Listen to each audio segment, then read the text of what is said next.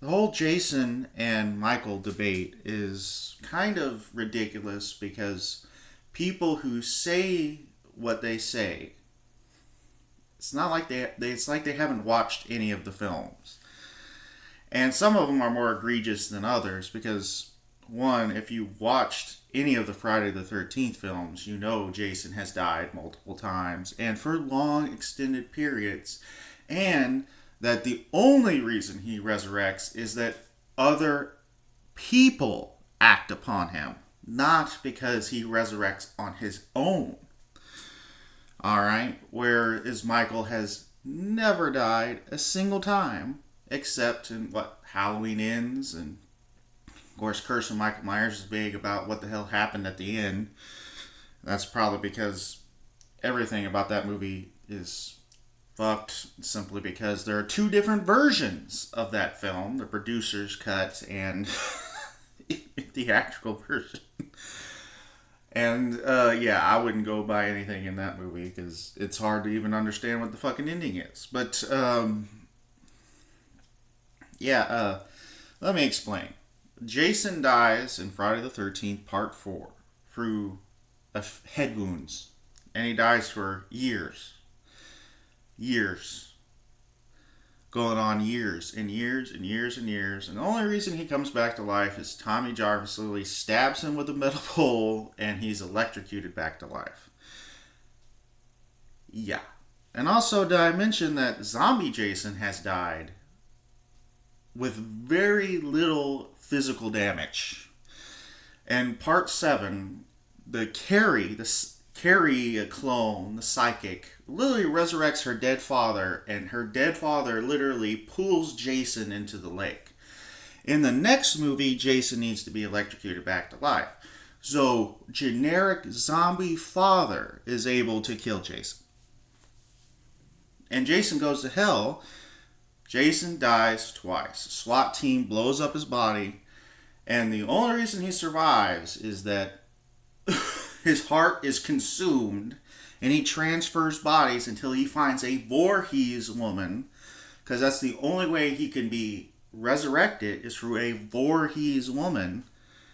And ultimately, he does that to only be killed again, dragged to hell with the hands or whatever.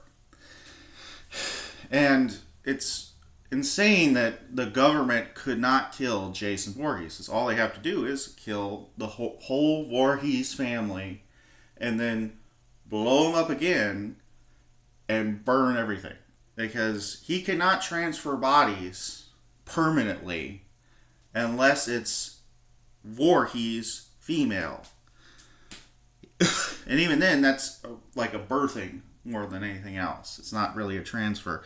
So you can't just continuously transfer bodies because the bodies deteriorate. This is literally the plot of that movie. And Jason X, now I mentioned that, Jason X is one of these films that doesn't make sense within the continuity of the franchise simply because Jason literally has body parts showing and that his face seems to erode in almost every one of these films.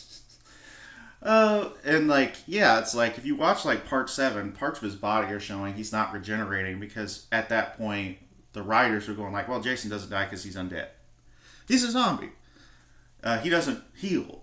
And this is canonical. This is canon story, not comics, which comics, I wouldn't count comics because they contradict canon all the time because we have to make Jason this super ridiculous thing because he's basically the protagonist of the story. I'm like, well, if a normal person can stab Jason, that means he essentially that's an anti-feat in and of itself.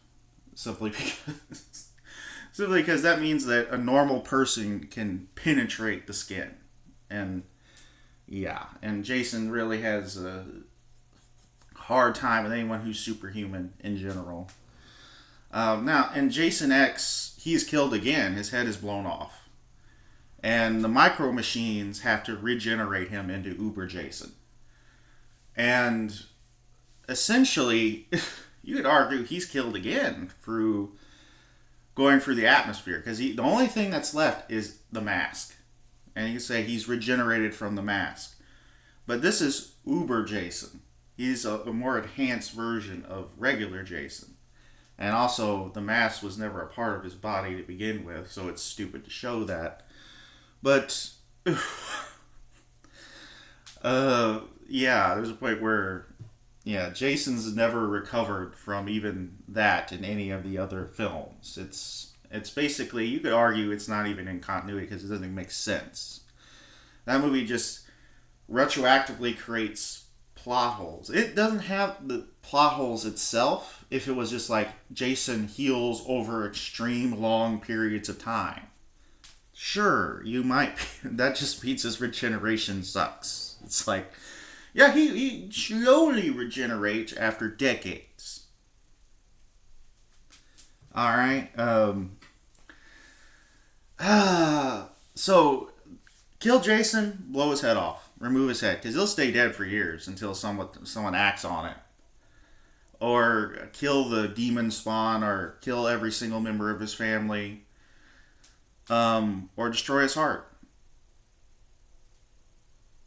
Because in reality, the later films are quite inconsistent. There's so many plot holes that make no sense when you just collab them together. And this is because you have New Line Jason and you have Paramount Jason. And New Line Jason doesn't make much sense. And those are some of his worst films. But yeah, you can kill Jason in quite a few ways, and the actual fact is, even Freddy versus Jason, you know, Freddy has to resurrect Jason through dream visions, because Jason is technically in hell, because that's literally the plot of the last movie. But, yeah, Jason has died. Zombie Jason has died. And, to me, I think a lot of people don't understand Michael Myers at all.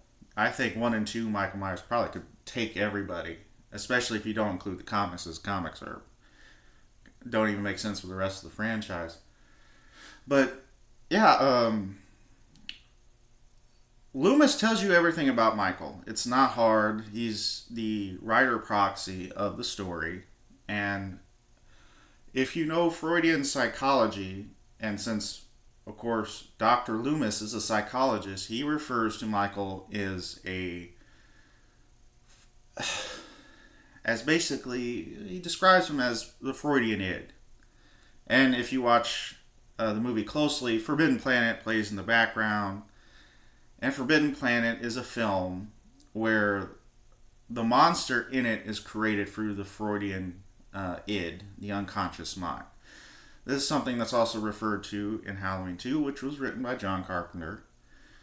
And this goes to show you, it's like, yeah, Loomis is saying what the author is trying to tell you. And the fact that John Carpenter said, you know, Michael can't die.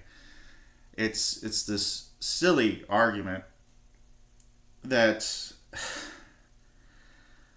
and also this misunderstanding of, oh, Loomis is just being hyped. No, he's not. He's saying the truth, and the story is proving that he is correct over and over again. He is right. Actually pay attention to what the writer is trying to tell you, because this exposition is important.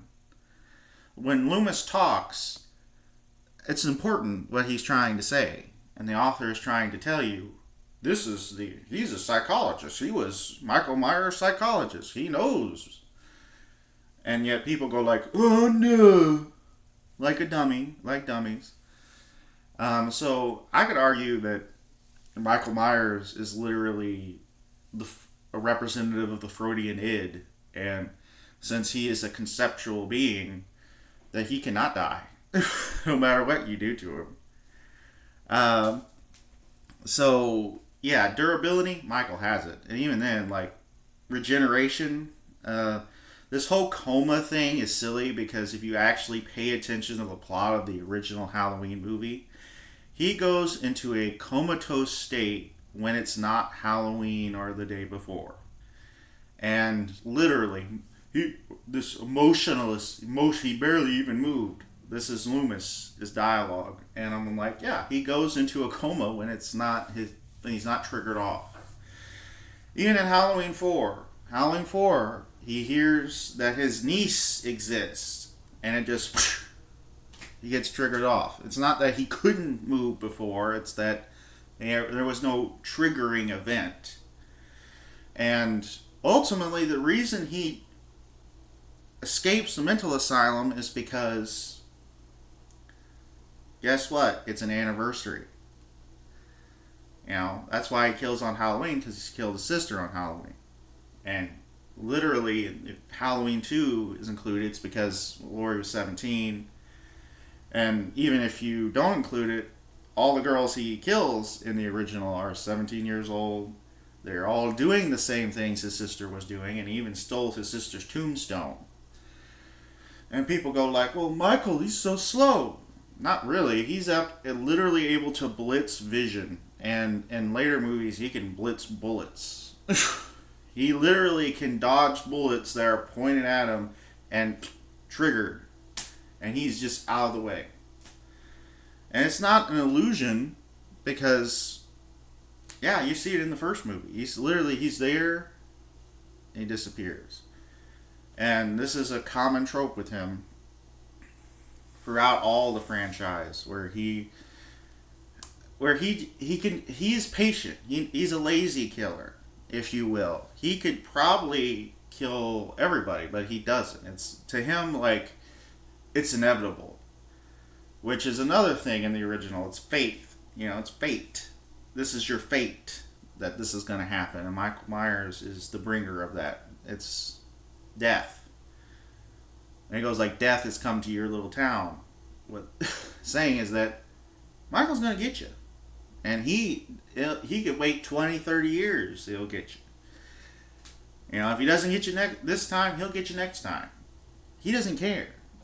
And that's why he does the things he does. He slow walks. He just, like, to him, like, everything is inevitable.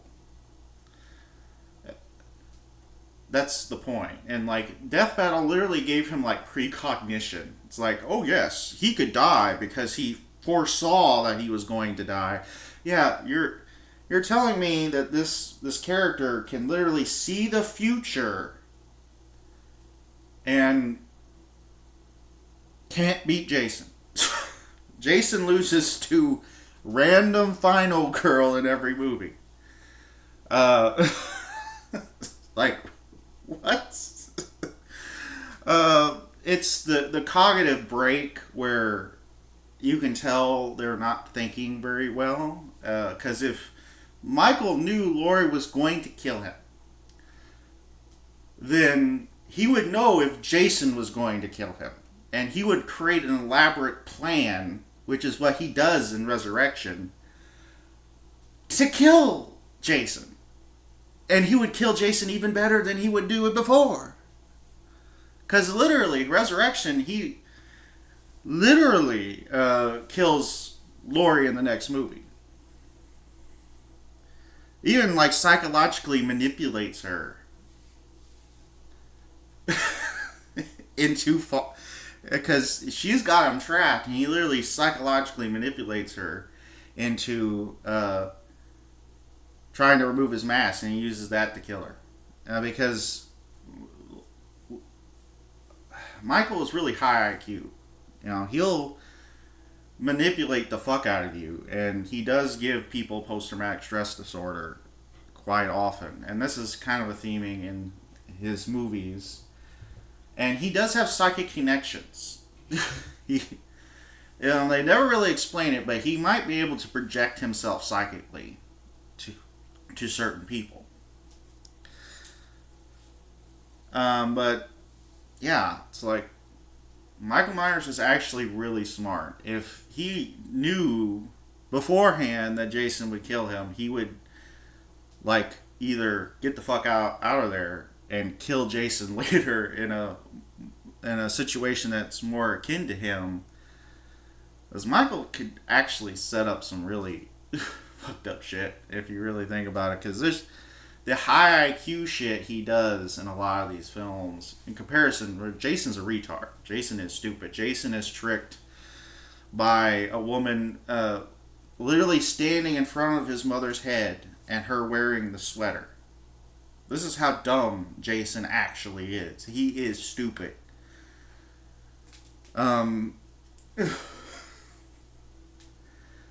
And since, he's literally faster, he could blitz if he really wanted to. Because he could blitz all this stuff. Because to him, he can just get you next time. That's his whole mentality of killing. It's like, you're eventually going to get it. Which is why when he escapes things, it's not necessarily because he's going to die. Because, it's like he's survived explosions before, and explosion's not going to kill him like people's... Oh, at the beginning of Halloween 5, they threw a explosion in there, and he escaped. And that means he can't survive. He literally survived an explosion in Halloween 2. It's like, with almost no problem. Because if you look at Halloween 5, his face is fine. Like every part of his body is almost perfect. So he barely took any kind of damage. And as I said, he always goes into a coma when he's not killing people. He is probably not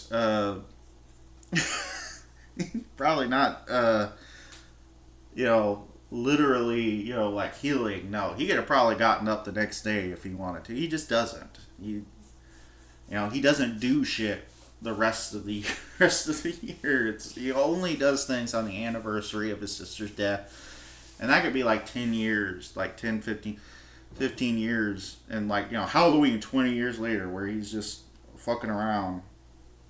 As soon as he actually starts looking for Laurie, he finds her, and very quickly it's like, and it's deliberate. The plot tells you, oh, her son turned 17.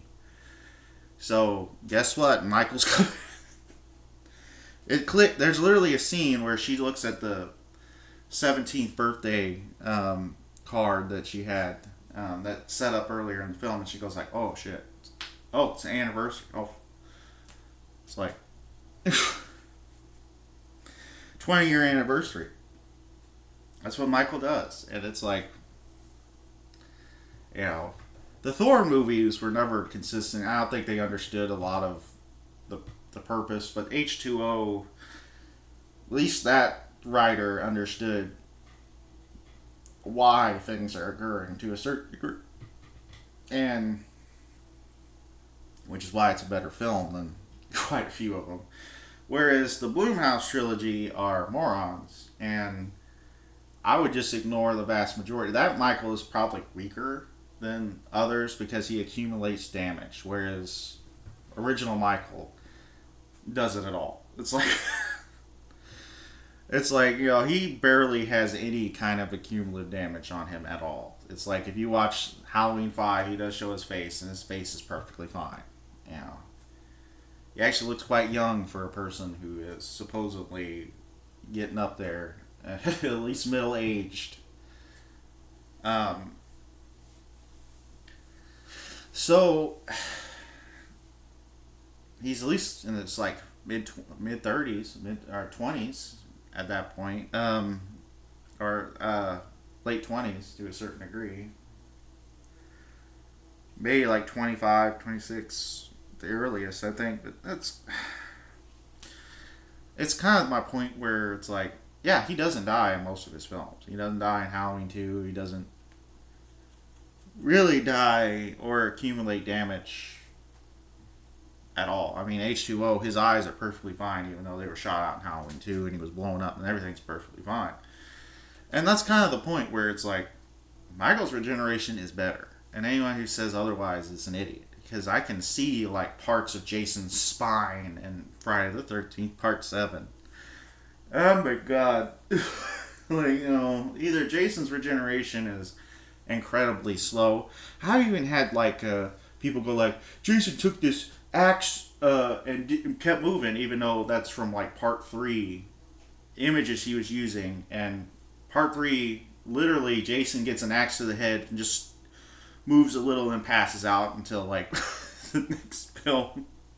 And he stays in like this unconscious state until quite at least like hours it has to be in general because it's nighttime and he has to escape from the morgue.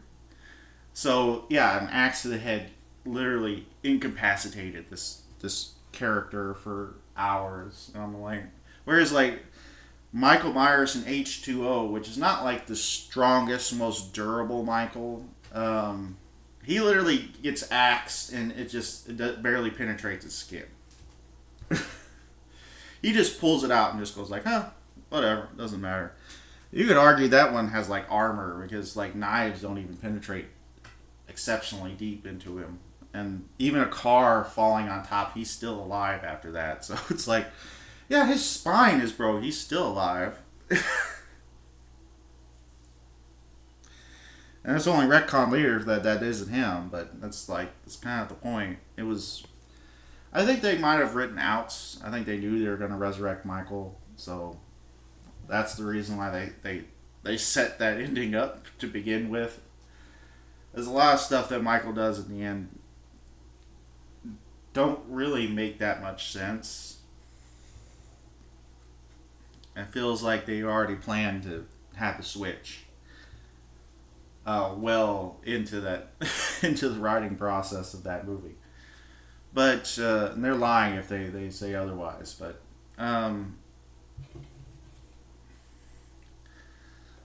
But you know, it doesn't matter. It's like insane because to me, I think the writers are really the problem of the Halloween franchise. They don't really get a lot of what the first movie was trying to tell you because they don't listen to it, which is the audience to a certain degree. I think the writers that got it probably the most was probably the H2O writer, the Halloween 4 writer, because that Michael fucking takes a lot and is extremely durable and just slaughters masses of people. And accumulates practically no injuries, and it just doesn't matter. Just walks through shit. And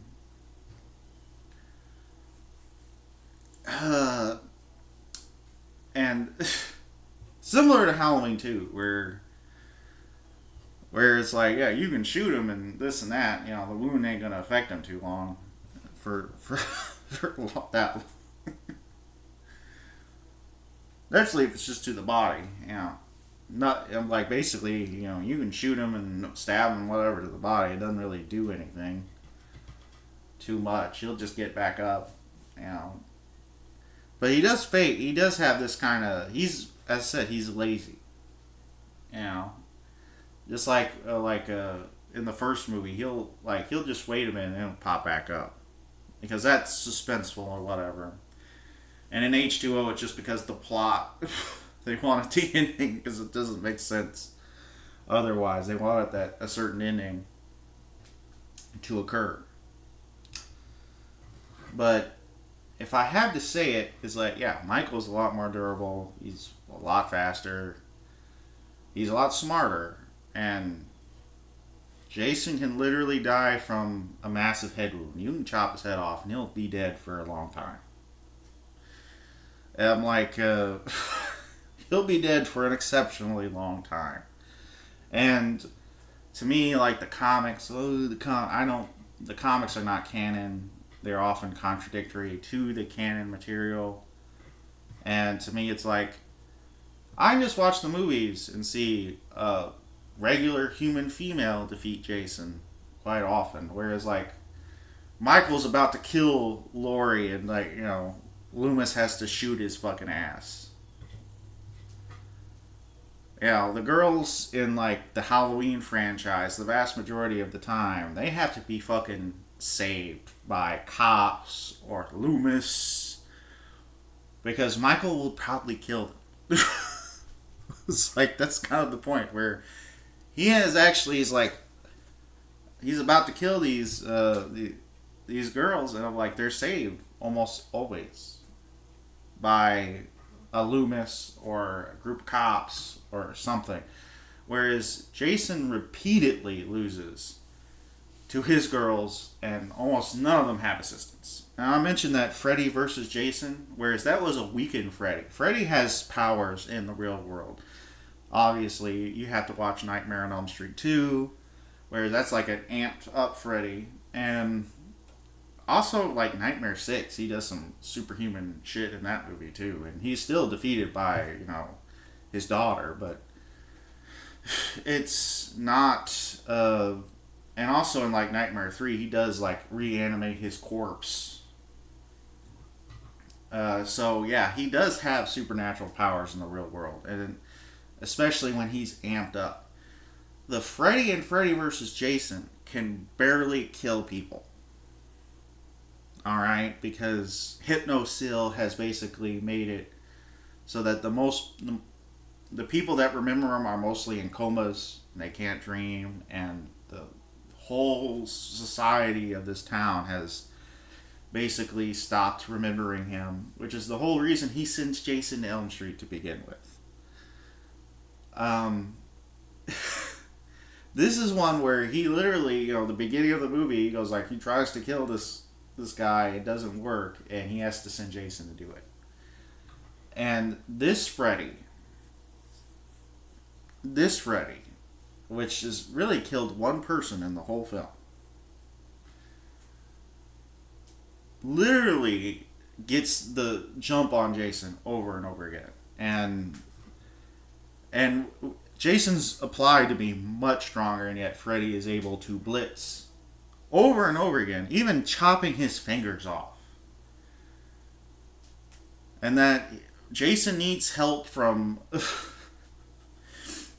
the Laurie in that movie to kill Freddy. And this is a weakened Freddy. Because if it was like part 2 Freddy that can do like crazy shit, or even part 3 Freddy, he would have probably won. Freddy would have probably beaten Jason.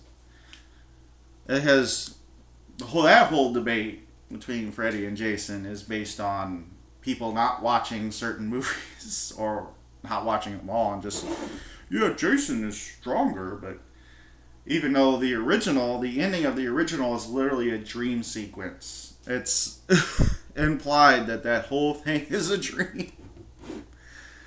So it goes to show you that, a lot of the filmmakers weren't really paying attention when they wrote a lot of the sequels. A lot of the sequels, the things happen because in the dreams. In general, like part 3 is like they buried Freddy's corpse and a grave and put holy water on it, and that's they defeat him. It goes to show you that sequels that don't really align well can just be ignored. At least parts of them can be ignored for the purposes of verses, because there's a point where, yeah, Freddy does have powers in the real world. He literally just possessed people, and he can get most of the powers. But of course, you could also argue that Freddy versus Jason basically tells you that Freddy's in a weakened state and can't really do much. So it's not even like amped Freddy, where he's like killed a bunch of people already, and that gives him more and more power. So in general, that Freddy's not even strong as like part 2 Freddy or part 3 Freddy, which can do crazy shit in the real world, even from the dream world, and through just possessing people. So yeah, even part 6 Freddy does crazy shit, and compared, no human could do this in reality.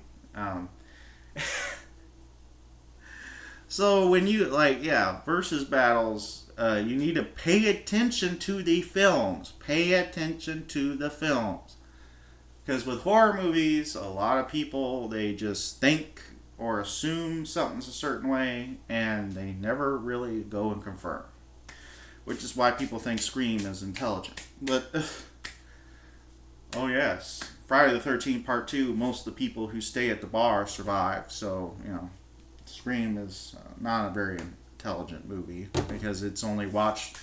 The person who wrote it only really watched like Halloween, Prom Night, and I guess Nightmare on Elm Street, because those are the primary setups he uses in the movie. Halloween, Prom Night, and Nightmare on Elm Street. And probably a few 70s horror films that were knockoffs of Halloween. Because he has like a obsession with like late 70s slashers, like Terror Train and, ones that have Jamie Lee Curtis in them.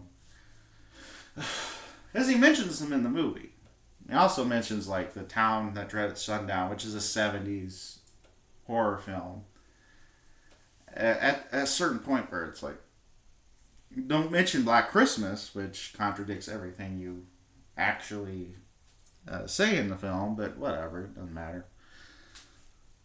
But as well as Halloween, because literally, Laurie smokes a joint, a marijuana cigarette in that film, and it's pretty obvious as you don't smoke and go and you don't necessarily pass a cigarette most of the time. It's obviously going like it's marijuana. They have admitted that is marijuana, but it's insane the lack of paying attention that